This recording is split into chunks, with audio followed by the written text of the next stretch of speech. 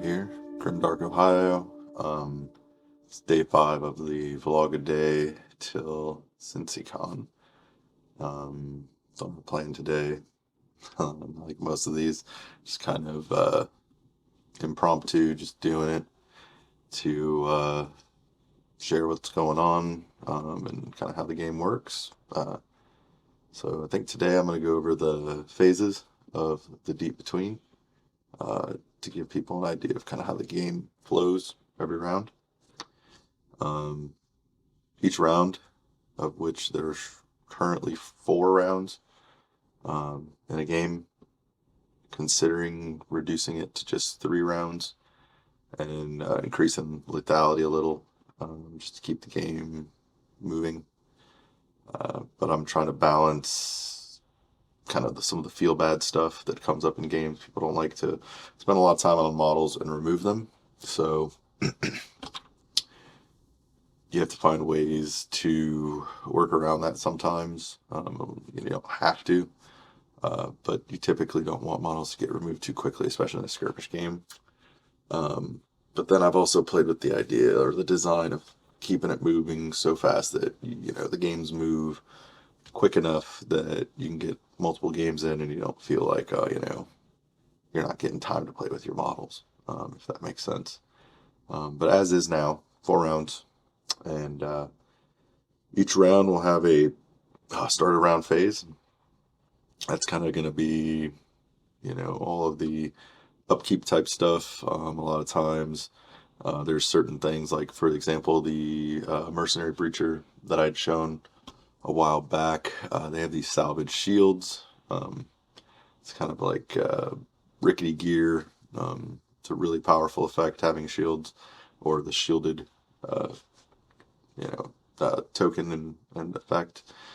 But it's not always going to go off for them.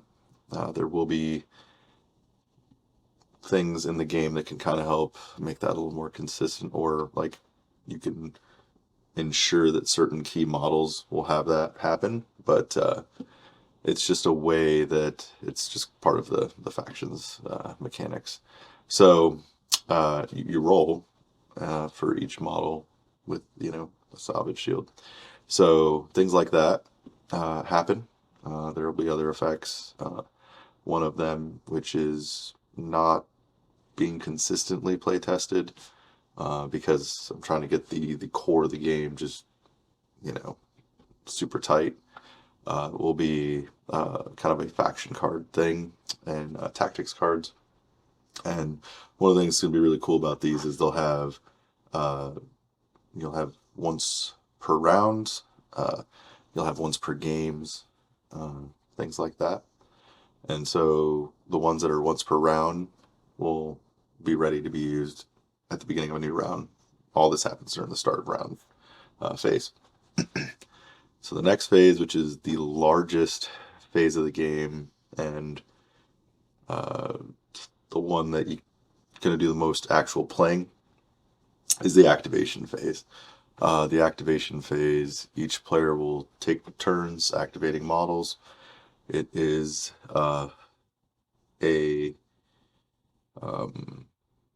alternating activations, and then there's also some amount of reactions as well.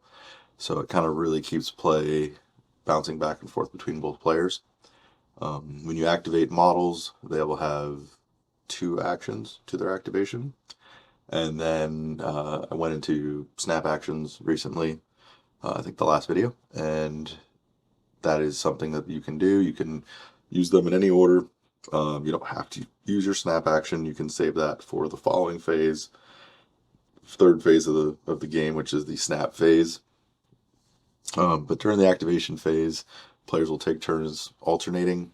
I have not played around with effects like passing and things like that for the player with less model counts.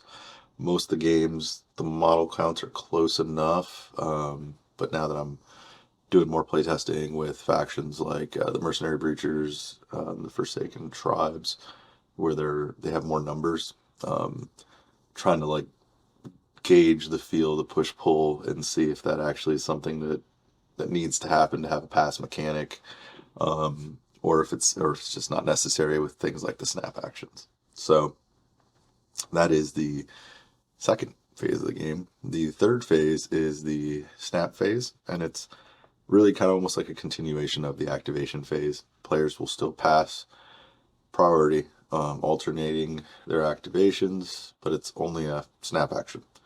So for any of the models that you had in play that did not use their snap action by either reacting or getting that extra smaller action during their turn and kind of doing those like power turns, they will have snap actions. So when I was first designing and playtesting, it was kind of a feel bad if you didn't use it, and then there was a little bit of like gaming the game or like gotcha where you could circumvent some of using your opponent's snap actions, which is, I mean, a smart thing to do, and that should be part of the game. But I didn't want it to be so much so that sometimes you felt like your guys just had these snap actions laying, and like your opponent got to use all theirs, and just kind of the flow of the game just was a little off with that. So had the idea to have a snap phase where it was like a last ditch effort. And then one of the things that's really cool is some of those tactics cards that I mentioned earlier, in these faction cards that are once per round. I had the idea, and they're designed where not all of them, but some of them have this kind of, again, you can push the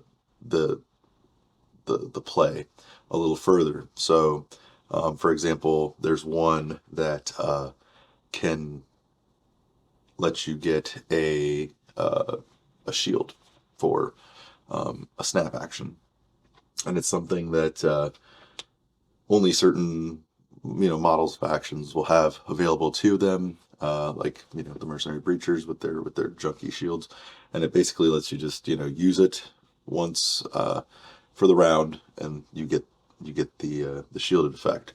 And then I thought, well, what would be really cool is kind of like a bit of a gambit where you can say, well, I'm going to use this effect again, but you have to discard that card.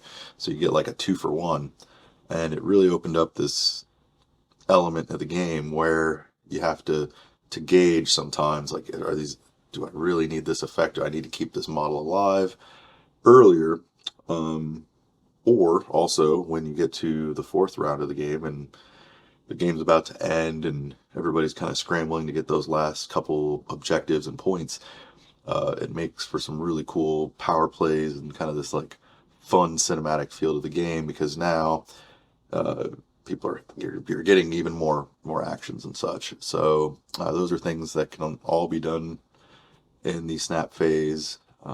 It's all abilities and things like that are available as long as they are things that don't require a standard action. And certain cards will say that, like they'll say 1 AP or 2 AP, 1 action point, 2 action points for certain effects. Like the Tech Shaman has some really cool, is it technology, is it magic? They're kind of got this weird, no one's quite sure with them, and they have certain abilities that you need action points to use. So those would not be available in the snap phase. But yeah, it's kind of a really cool way, and it's like another layer. Again, also with priority, I think I mentioned that in the third video when I was showing off some things. It might have been last video, but it's a cool thing where you have to really think about, okay, how is the game gonna end on the round for priority if I want to be able to go first with a model on the next turn. And then the last phase of the game is the end of round phase. Similar to the start of round phase, typically effects go away during the end of round phase. There are some effects that are just really powerful that will endure until something's met, like for example, until the next time a model moves. But a lot of like negative effects A lot of bonuses, things like that. We'll say to like until the end of the round.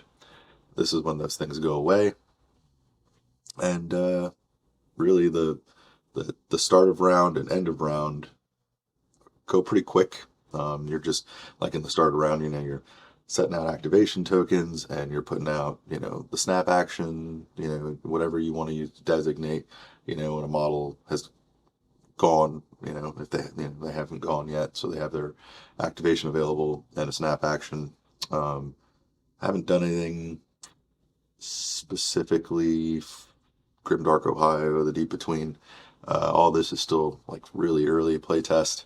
CincyCon's really going to be the first time that I take it out into the public and into the wild. So beyond friends, family that have seen and played it.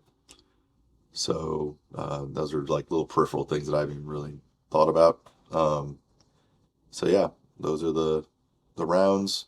I think it flows pretty well, and hopefully here by the end of this vlog series, I might do some fun stuff, like might do either a round or maybe a whole game, just kind of show off how it looks, how it plays, for those people that have been interested in following. The channel's been growing a decent amount the last few days, which is really exciting. That means that these are kind of working and people are seeing it and interested enough that they want to continue watching. So I appreciate that from everybody. I'm going to be better about, I'm new to this YouTube and a lot of the social medias. I've used them plenty for the, years. I just was never on the content creating side. So we'll try to have links for the My Mini Factory, where you can get all these models, for the STL Digitals if you have a printer. Strange Plastic, who is our partner for physical models. They're out in California, and just some great folks out there. They do great work. They've worked on some pretty big projects, doing fulfillment and stuff like that for Kickstarters. So that would be where you get your physical models if you want to start collecting these and painting these ahead of a rolled out launch of the game. Also Instagram, Patreon, just all the Facebook, all the social media stuff I'll put down in the description. So a little shorter than some of these, and just again wanted to be in front of the camera, stick to this daily vlog, and hopefully I'll have something a little better put together for tomorrow. But yeah, see you then.